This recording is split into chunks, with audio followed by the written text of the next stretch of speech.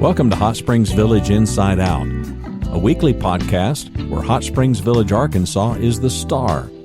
Join me, Randy Cantrell, and my co-host Dennis Simpson as we discuss the history, facts, people, places, events, lots more surrounding Hot Springs Village, Arkansas. Visit the website at hotspringsvillageinsideout.com.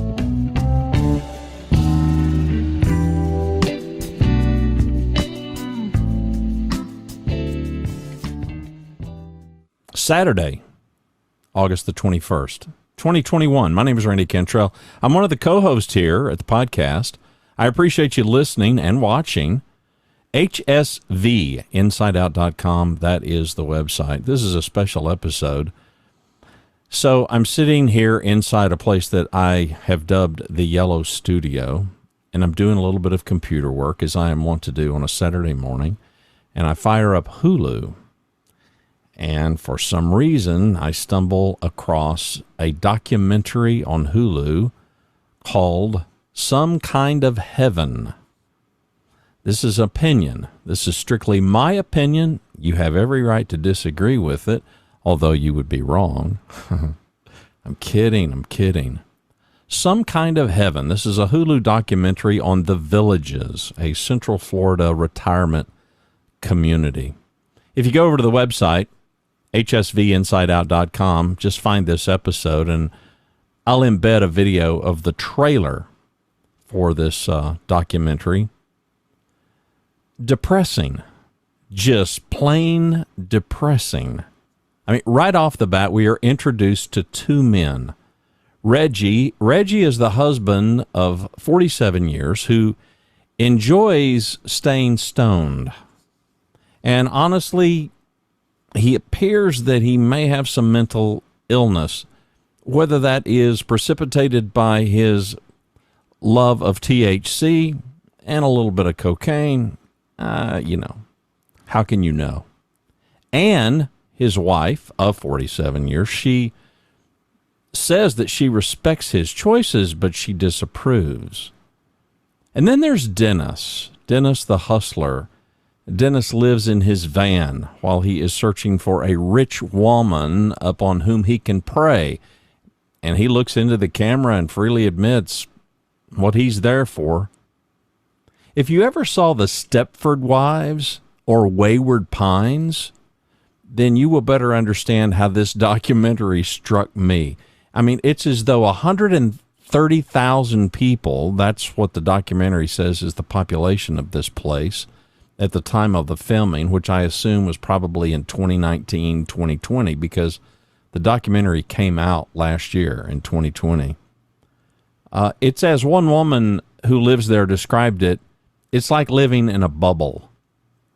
I would add, it's not like living in a good bubble.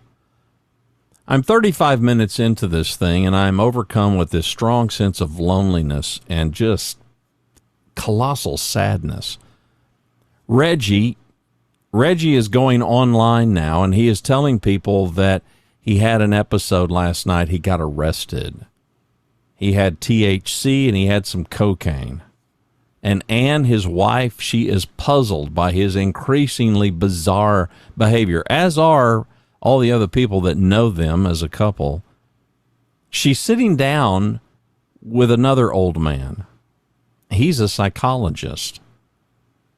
And he's posing to her questions, and she's just not quite sure what she wants to do, what she's going to do.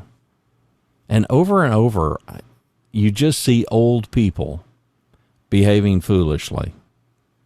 Some who just appear to be hanging on for dear life to a youth long gone. And I watch these people do things, and I'm watching them engage in some various activities that are perfectly fine, but I'm wondering, as I'm watching this, did they ever do this kind of stuff when they were young? And I'm wondering if they didn't enjoy doing those things when they were young, I wonder why they're doing them now. I don't know.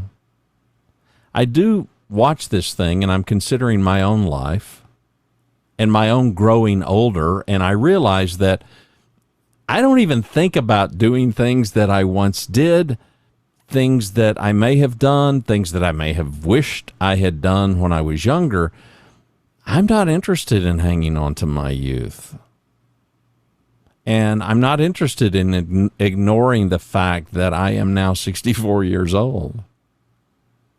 I'm watching this thing, and the phrase growing old gracefully just keeps popping up in my head. And I keep thinking about what that might look like and what does that look like. And I realize it's not the same for everybody. And I realize that my view of growing old gracefully, the vision that I may have of it for myself and the vision that you may have of it for yourself, I realize that those can be dramatically different. And I respect that. But I'm watching this thing and I'm thinking, for me, this ain't it. There are no kids. There are no children. This is a retirement community. And that strikes me as very sad. It's gated, but the roads are public. This is a city. This is a municipality. This is just kind of a super big subdivision, if you please. The gates, they mostly serve to slow traffic down. And some woman greets cars and waves and says, "Have a great day." There's no IDs checked. It's not a closed community. The gates are always open. Meanwhile, Dennis, the hustler, not my co-host, well, he can be a hustler, but all in a good way. This Dennis, he's growing increasingly more down and out, living in his van. He's 81 years old. He is wanted for outstanding DUI in California. He fled the warrant and just dashed off to Florida. But now they have found him. They know his tag number, and now he has got to get off the road. And so he's desperate. He's calling anybody and everybody he knows. He's leaving desperate voicemails. He's searching. And he is searching, at least to this point, unsuccessfully for anybody to help him out. Old friends and acquaintances, they seem to know Dennis is still the hustler that he's always been, that guy that they always knew. And he confesses that his goal in life all along was to, live hard, play hard, and die poor. And he admits, here I am, old and poor. There may be some things worse, but as I'm watching this, I'm thinking to myself, man, there's just nothing worse than an old leech. And I find myself battling some harsh feelings against this man, which is not real common for me, because he is a despicable human being. And I wonder how many people he has taken advantage of in his lifetime, and how many more people he's going to take advantage of if they'll let him. Here's a man who's devoted his life to lies and deceit and dishonesty and manipulation. At some point, he gets his mother on the phone. I don't know how old she must be, but he talks to her for just a few seconds and does not utter one piece of truth to this woman. Tells her that he's got all kinds of stuff going on, and he's got all kinds of handyman jobs, and he's doing work in Hollywood, and he's doing this, and if you're going to lie, lie big, I guess, and he does lie big. He lies big to his mom. And I watch this guy, and I listen to this guy, and I'm just thinking, man, he is just the epitome of a person who is just fully, wholly devoted to himself, devoid of character, devoid of integrity. I rather doubt this is a man who has ever done the right thing in his entire life. And I'm sad for him, sadder still for all of his victims. We see Lynn. Lynn is a golf cart salesman, and he comes into the scene well into this show, and finally, at last, I'm somewhat relieved, because we are introduced to a person who's got a smile on his face and seems to be enjoying life. He smiles a lot, in fact, and laughs quite a lot. And we watch him show Barbara. Barbara is a transplanted Boston widow who desperately misses her home state and her deceased husband. And Lynn seems to unwittingly pull Barbara out of her funk. He doesn't know she's in a funk. She's looking at a golf cart, and he's showing this thing to her, and they're taking this test drive, and they're laughing, they're cutting up. Next thing you see them playing mini golf and really having a big time. And it's just a rare glimpse of people who are enjoying life, because frankly, up to this point, I'm just pretty overcome with sadness in watching this whole affair. I'm now an hour in. There's 15 minutes left in this thing. And, well, I'm just depressed. I'm just depressed knowing that the world, not just this place, but the whole world, is full of people of all ages who are still so far away from even being close to figuring it out. My professional work is really geared at trying to help professional people figure it out. It's not my job to figure it out for them. I'm just kind of a guide and a facilitator to help them figure it out. I often tell people the world defines consulting as give a man a fish and coaching as teach a man to fish. I don't do either one of those things. I'm interested in trying to help people figure out, do you even like fish? And that's the work. And I'm watching these people and I'm thinking, man, so many of these people, they've lived a long time, and how can you live that long and not even be remotely close, in many cases, to figuring it out? And about the time I'm prepared to just hit stop, Reggie, the drug-using senior, admits that he's ready to give up weed and the other drugs. Now, he's still a really bizarre kind of a character who I find, frankly, insufferable, but at least I feel better for Ann, his wife of 47 years. I mean, let's hope the man is going to get off of weed and whatever else he's taking, because I'm thinking, no, at least she's now, maybe she won't be stuck with a man who's determined to stay high all the time. Meanwhile, Lynn, the golf cart salesman, and Barbara, the Boston widow, well, they attend a Parrot Head event because, well, Dennis, he's quite the fixture at the Parrot Head events that evidently happen inside the village there every month. You know, now never mind that, meanwhile, in the background, even in the foreground, there are a bunch of people that are just making complete fools of themselves, acting like they're 19 again. Barbara, she's enjoying herself. Till she sees Lynn. Lynn's out on the dance floor, and he's dancing with somebody else. Now, we don't ever see any conversation. We're not privy to anything where Lynn has misled Barbara. But, man, her countenance just falls immediately when she sees him. And we're not talking close dancing. They're 3 feet apart. But just seeing him enjoy himself opposite of another woman, you can just see her countenance fall. I don't know that he's misled her. I rather choose to not think so because, well, there's just nothing about him that indicates that he's that kind of a guy. He's just kind of a good time guy and really enjoying life. My sense is she's been longing for love, though. She's been looking for love. And I rather suspect that she misled her own heart. Dennis, well, we go back to Dennis, and he has now imposed himself on a longtime girlfriend who evidently has seen this movie before, but she knows what she's getting, so she takes him back in. You get the idea she's done this for him many, many times before, and so her eyes appear to be wide open, so I don't feel sorry for her.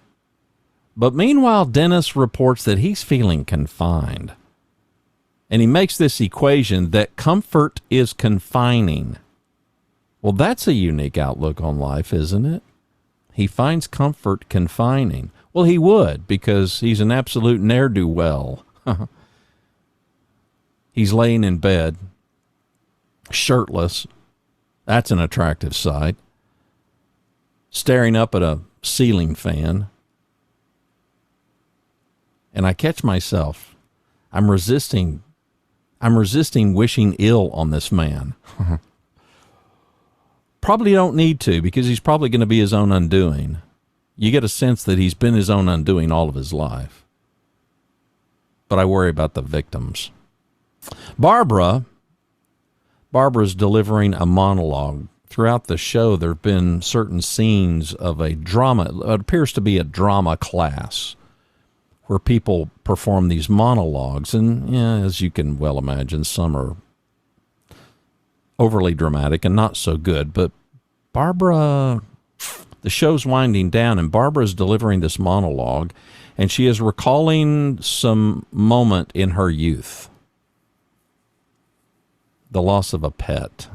She's in this drama class. She's telling this story about her childhood, and it's short, but it's powerfully good.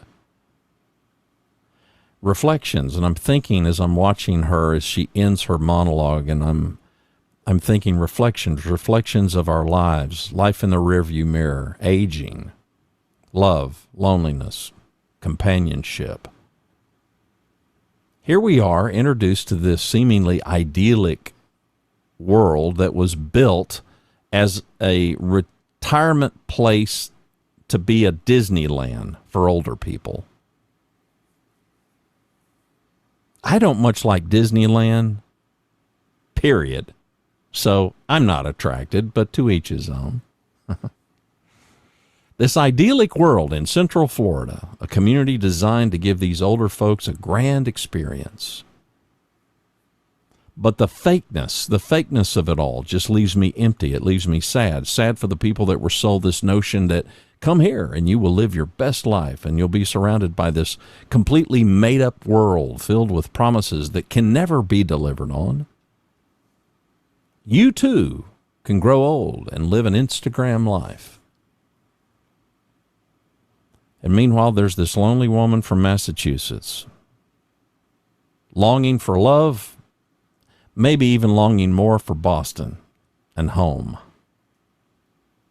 And she's out there and she's dancing alone by herself. Oh, there's couples around her, but she is alone. Fade to black. And that's almost an hour and a half of sadness that could be just enough to overtake me on this Saturday morning in August of 2021, but not quite enough to push me over the edge and the ledge of sadness and sorrow, because I know that as I sit here in Dallas-Fort Worth, Texas, I am 5 hours away, perhaps many months away, from being in a place called Hot Springs Village, Arkansas, hopefully as a part-time resident. A place that a few, very few, I might add, ninnies are convinced is the worst run place on the planet. Mostly because, well, they seem to me to be among the most ungrateful people on the planet. And you know what I suspect? I rather suspect that these people were miserable younger people. And now they're just miserable old people. That's sad. That's sad. And not only are they miserable old people, but now they're miserable old people with too much time on their hands and too little compassion in their hearts. That's okay. Because I'm sitting here figuring that somewhere in that 26,000 acres that make up Hot Springs Village, Arkansas, there's plenty enough room for me and my wife of almost 44 years, Rhonda, to enjoy the beauty and the peace and the tranquility and the nature and the trees and the critters and the friendliness of just about everybody I've ever encountered there, at least in person. And unlike this place in Florida, part of our motivation is to have a place in Hot Springs Village to share with 5 grandkids and the adults in our life who make up our tribe. And including me, there are 10 of us now. And we range in age from 6, Road Rash Roy, he's 6, to 64, me and Rhonda. And as we all grow older, I have dreams of creating some memories inside Hot Springs Village. Will it happen? Well, I don't know. We're working toward it. But even if it doesn't happen, even if the part-time residency thing doesn't happen, we're going to enjoy every visit, every hike, every Airbnb, every host, every scenic drive, every scenic walk, every meal. And me? Well, I'm going to enjoy the benefit. The benefit that I get in taking care of my own mental health by frequenting a place that I loved so much, I started a podcast about it. Thanks for listening to another episode of Hot Springs Village Inside Out, a podcast where Hot Springs Village, Arkansas is the star. Please subscribe to the podcast. You can do that by visiting our website, hsvinsideout.com, and tell a friend.